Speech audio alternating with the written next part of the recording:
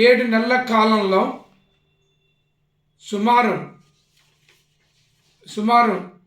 5 అంటే 5 నుంచి 7 10 సేల్ డీడ్లు ఈ 4 రియల్ ఎస్టేట్ కంపెనీ వాళ్ళు అప్పనంగా సేల్ డీడ్లని తయారు చేయటం, ఫేక్ సేల్ డీడ్లను తయారు చేయటం, వాటిని బేస్ చేసుకొని మరి పక్కనే ఉన్నటువంటి కుక్కట్పల్లి గ్రామ శివారులో ఈ సర్వే నెంబర్ 627 629 1011 1012 1013 నుంచి 1032 సర్వే నెంబర్ల పక్కనే ఉన్నటువంటి ప్రభుత్వ అంటే ఫారెస్ట్ భూమిని ఆక్రమించుకొని మొత్తం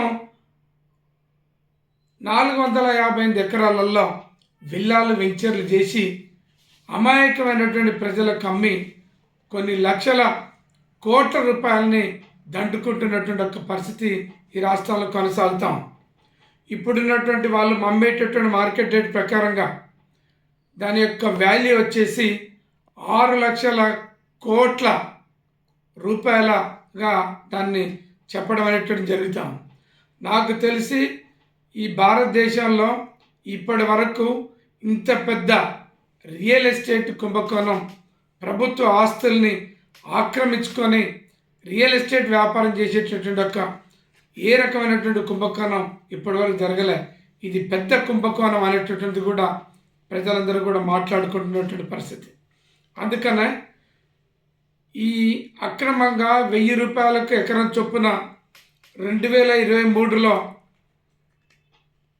ప్రభుత్వ భూమిని అప్పుడున్నటువంటి కలెక్టర్ అమయ్ కుమార్, ఇంకో కలెక్టర్ మరి సతీష్ అనేటటువంటి 2 కలెక్టర్లు 1000 రూపాయలకు అమ్మినటువంటి వైనం మీద హరీష్ కుమార్ అనేటటువంటి 2 కలెక్టర్లు మరి అమ్మినటువంటి ఈ యొక్క అక్రమాల మీద పెద్ద ఎత్తున విచారణ జరపాలని చెప్పేసి గౌరవ ముఖ్యమంత్రి రేవంత్ రెడ్డి గారికి ఒక న్యాయవాదిగా నేను కంప్లైంట్ పెట్టడం అనేటువంటి జరిగింది.